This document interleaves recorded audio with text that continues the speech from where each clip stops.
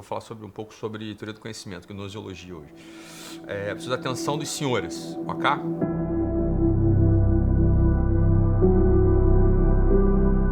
Ok. Então a gente tem as duas teses sobre teoria do conhecimento, né? Então você tem a tese dos racionalistas e a tese dos empiristas. Sei o quanto vocês lembram disso, acho que eu já falei desse assunto aqui explicitamente, né? Dando nome aos bois, mas vocês vão reconhecer o que eu estou falando, não é muito difícil. Eu quero chegar num outro lugar daqui a pouquinho, beleza? Então assim, o que acontece? A tese dos empiristas é a seguinte, né? A tese dos empiristas é que todo conhecimento, ele é adquirido por nós, tá? Pela experiência. Nenhum conhecimento é adquirido que não seja pela via da experiência. Quando a gente está falando da experiência, a gente está falando propriamente do aparelho sensório motriz e da nossa instalação no mundo, tá? Então, essa é a tese, uma tese aceita por uma parte, né, dos teóricos do conhecimento, que advoga isso. Ela não é estranha para a gente, né? Então essa tese é uma tese que não é estranha, todo mundo reconhece essa tese como sendo, né, como existente, etc, etc. A outra tese é a tese dos racionalistas. Os racionalistas eles já dizem o seguinte, a visão deles acerca da teoria do conhecimento o conhecimento ele não é um conhecimento a posteriori, como a dos empiristas, ou seja, posteriormente à experiência ao conhecimento. Os racionalistas não. Os racionalistas dizem o seguinte, não, a nossa razão, a nossa racionalidade, ela já é organizada, ela já tem seus esquemas e o conhecimento, portanto, ele é a priori. O conhecimento ele reside no nosso sistema intelectual, né, ou nosso sistema racional, como eles dizem. Eles não usam a palavra intelecto, eles usam a palavra razão, ou no sistema racional, tá? Então você tem a tese, tem a antítese, né? São duas escolas.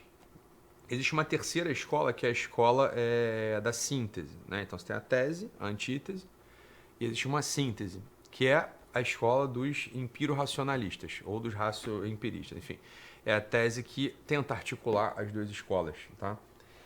E essa terceira escola, ela diz o seguinte, olha, o conhecimento, ele é absorvido por experiência, ok? Mas ele encontra os esquemas racionais e os ativa. E assim se dá o conhecimento, tá? Então é uma escola que faz uma tentativa de conciliação entre as duas anteriores e a gente encontra um certo sentido nessa ideia, né? Ou seja, como é que a gente conhece as coisas, como é que as coisas se formam na nossa... Como é que a gente tem as imagens, como é que as coisas se formam pra gente, né? A gente pode pisar em 3 lugares aqui, portanto, né? Então existe uma tentativa de explicar a história toda, que é a tentativa... Vamos lá, pessoal, escreve aí para vocês irem registrando, né? Existe uma tentativa que é a tentativa empirista, de explicar como se dá o conhecimento. Existe uma tentativa que é a tentativa racionalista de explicar como é que se dá o conhecimento. Então, vamos embora. Empirista, o conhecimento é conquistado a posteriori, ou seja, depois. Racionalista, o conhecimento é conquistado, o conhecimento é dado a priori, ou seja, já há o conhecimento, já há as estruturas de conhecimento, tá? E a escola que é a escola que é a escola sintética, que é a escola do empirismo racionalista, ela faz uma síntese, né? Ela tenta fazer uma síntese dizendo o seguinte, não, o ser humano ele, de fato ele já é dotado de esquemas, né, racionais que são ativados pela experiência, ok? E assim se daria, portanto, o conhecimento. Ou seja, sem experiência não é possível ter conhecimento, mas também a experiência pura e simples não daria para nós conhecimento. Essa é a explicação da escola do empirismo racionalista, tá bom? Interessante. O que acontece? Acontece o seguinte, eu queria que vocês tivessem... Vamos dar 2 passos atrás e vamos evocar a própria experiência de vocês, que era uma conversa que eu estava tendo hoje com um grupo de amigos, né? Pessoas que trabalham aqui, que a gente estava conversando um pouco, né? Que era o seguinte, eu queria que vocês voltassem para aquela nossa experiência que a gente já fez aqui em algum estudo de caso, que é a experiência do Narciso Irala, tá? Que o Narciso Irala propõe pra gente.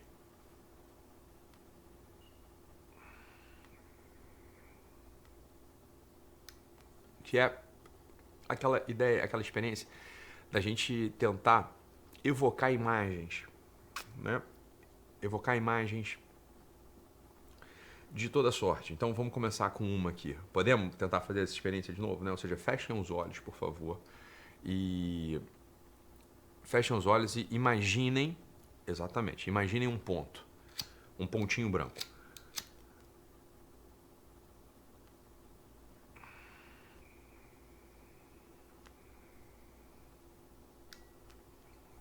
Tá? Agora desloca esse pontinho branco para cima. Tá? Beleza? Vamos nessa. Vamos nessa. Fizeram? Fizeram. Vamos embora. Escreve no chat aí pra mim. E aqui estão na sala estão comigo o Gil e o Daniel. Quem conseguiu fazer? Ou aproximadamente? Conseguiu, Daniel? Conseguiu, Gil? Quem conseguiu fazer?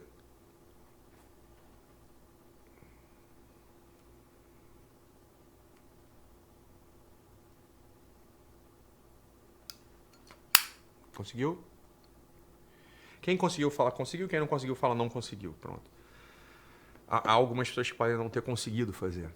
Tá? Então vamos lá, deixa eu vamos embora. Posso dar jogar um pouco mais de luz e mais de critério para essa experiência? Só pra gente poder falar. Isso é muito interessante. Quem conseguir. Vamos lá. Vou dar 3 opções, ok?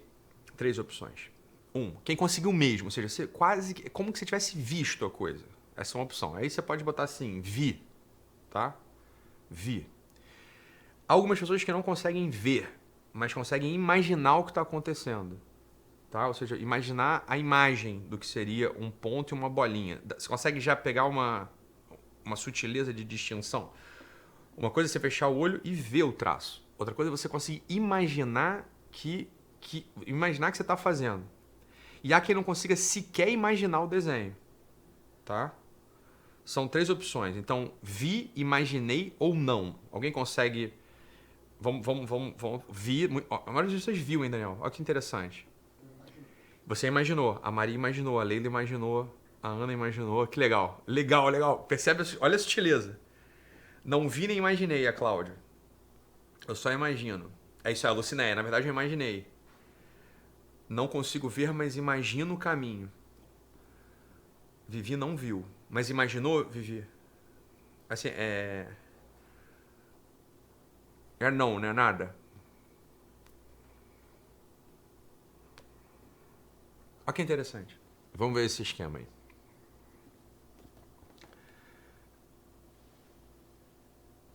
Olha que interessante esse esquema que o Daniel mostrou pra gente, tá? Esse é um esquema e é real. Eu fiz aqui o exercício com vocês, né? E é isso aí, ó. Vamos lá. 1 é uma escala que vai de 1 a 5 nesse esquema, né, do Daniel. E a gente percebeu que algumas pessoas aqui nesse grupo estão no grupo 1 e outras pessoas estão no grupo 5. Olha, Juliana. Vamos lá. Se for abstrato, tipo um ponto, é claramente 5. Mas com alguém ou algo ao que me inclino muito, chego ao 1.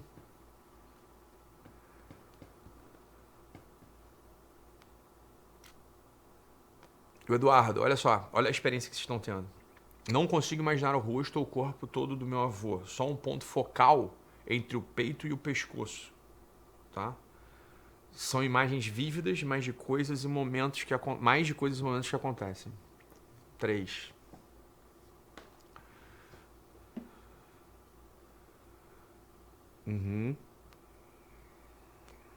Interessante, né? Eu continuo no 5. Eu já fiz isso milhões de vezes com todo tipo de coisas que posso imaginar. Não sai, não vem, não sai. Né? O que não significa que eu não tenho memória. Hein? Esse é o próximo ponto que eu quero conversar com vocês. Então, por que eu tô tocando nesse lugar de vocês? Porque as coisas não são tão simples assim. Né? Então, veja bem, é um pouco para ir distinguindo aquilo que a gente começou a falar na primeira fase. Né? Ainda não, Henrique. O Henrique falou assim, o Henrique que chegou agora, não conseguiu ver a aula desde o início e perguntou se eu comecei a discutir sobre a memória como função biológica ou faculdade da alma. Não discuti nada disso. Né? Eu estou fazendo esses exercícios mesmo, assim, para quê, Henrique, que eu estou fazendo esses exercícios, né? Para todos vocês, não só para o Henrique. Eu comecei falando no início da aula sobre a teoria do conhecimento, tá? Então, a tese dos empiristas e a tese dos racionalistas. Depois, a outra tese, que é a tese sintética, empirista-racionalista. Ou seja, empirista, O conhecimento ele acontece a posteriori, então eu entro em contato com as experiências e depois se formam os esquemas, e depois eu conheço. Até os racionalistas, não. Os esquemas já estão a priori e depois, então a priori você já tem o conhecimento na sua cabeça, né? Ou seja lá onde for, né? O esquema de razão.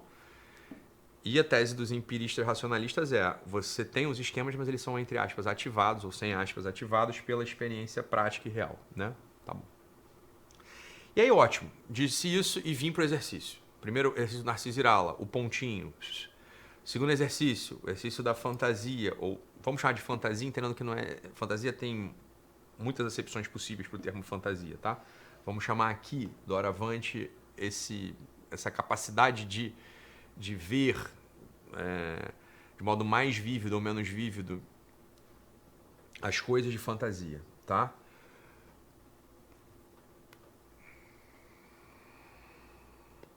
Boa, Eduardo, eu não sei. Eu acho que não. Eu acho que não tem nada a ver com temperamento. O Eduardo falou que viu num livro, né? Que ele associa o Banzhaf associa esse assunto com os temperamentos, né? Eu acho que não tem nada a ver com esse assunto, tá?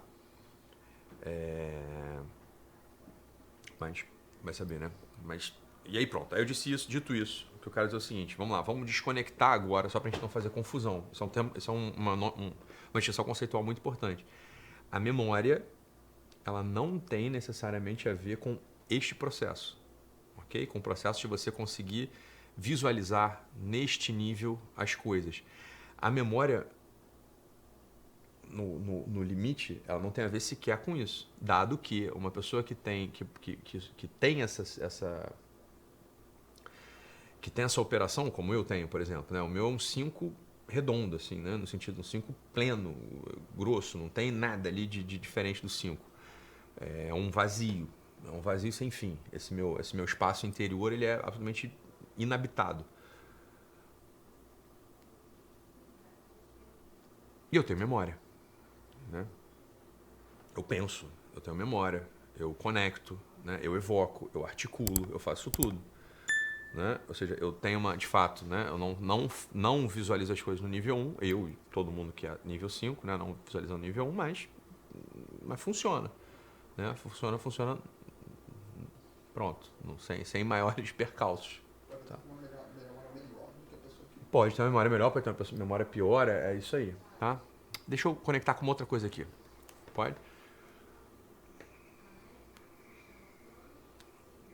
Teve uma descrição de caso muito interessante que foi a seguinte também. Eu acho muito interessante para esse nosso. Tá?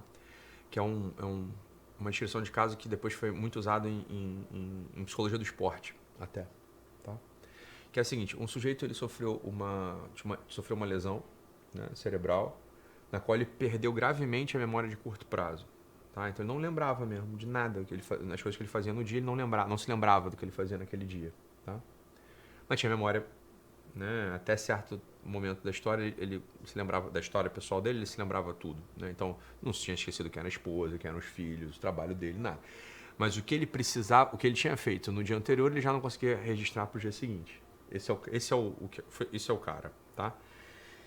E aí, aplicaram um teste nele, muito conveniente, para essa função, que era o seguinte: todo dia de manhã, ele precisava fazer um desenho no espelho do banheiro dele. Então, um desenho complexo, que ele olhava e fazia o desenho. E olhava, vamos lá, ele olhava o desenho, virava e reproduzia o desenho e fotografava e mandava, né? Registrava e mandava lá pro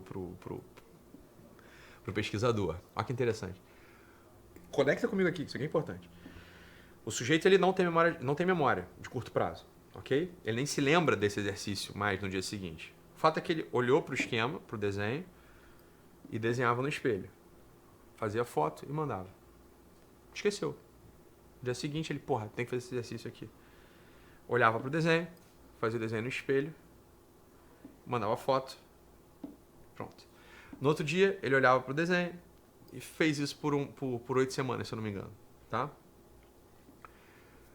O que aconteceu com a qualidade do desenho dele ao longo das 8 semanas? Curiosamente. Melhorou. Monstruosamente. No primeiro desenho era um esquema, ele fez um desenho qualquer lá, com pouca riqueza de detalhe, errado, com os traços imprecisos, né, etc, etc. Como se fosse pedir hoje para eu, vamos imaginar, então aqui desenha aqui esse esquema, desenha uma Ferrari aqui num parque. Eu não sei desenhar, então eu vou desenhar mal. Quem não sabe desenhar vai desenhar mal, concorda?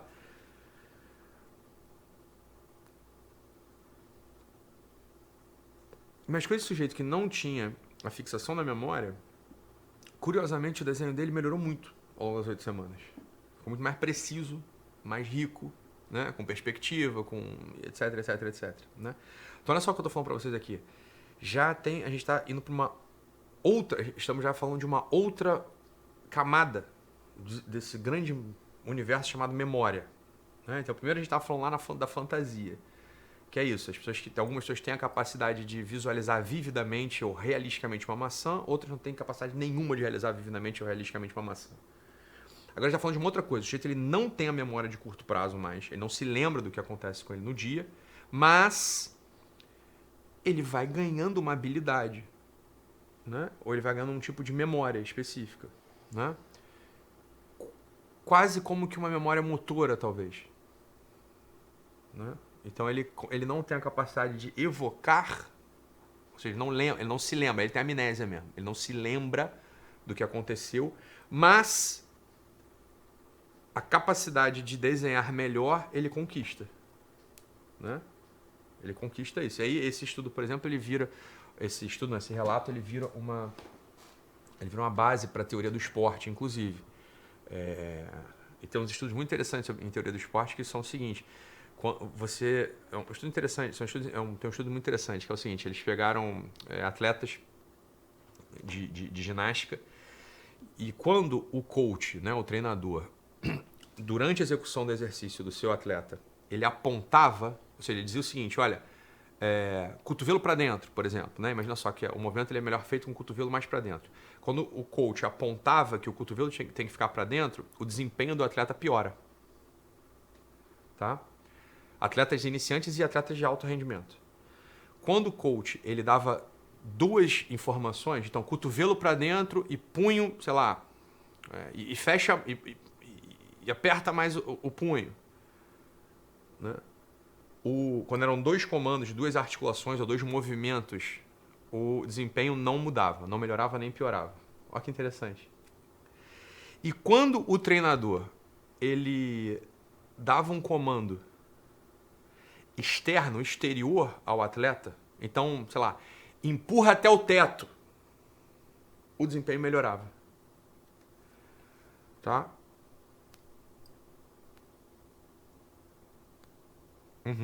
Muito maneiro isso. Tá? Isso é muito maneiro. Nesses estudos de psicologia do esporte, o que faz o atleta progredir? O que faz o atleta progredir é a repetição. Assim como o sujeito que desenhava aquela coisa todos os dias, né, e vai ganhando uma memória quase que motora, uma memória sensória motriz, ele vai ficando mais acurado, vai ficando mais preciso na execução do desenho.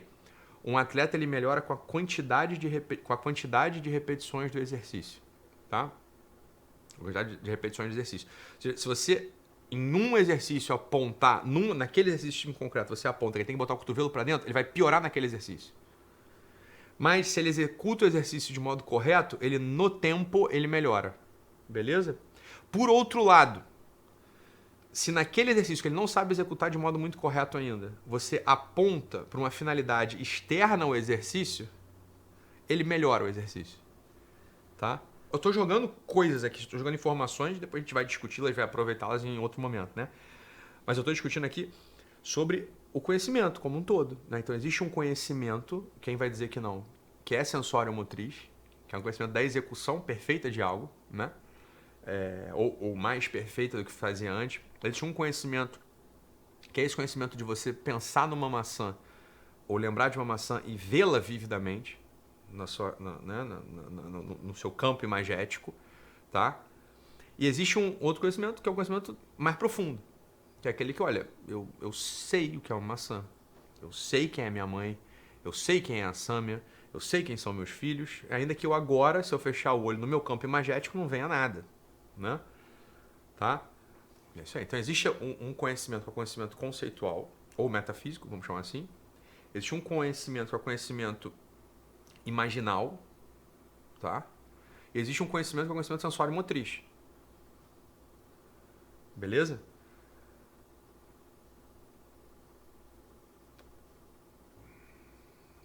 Ok?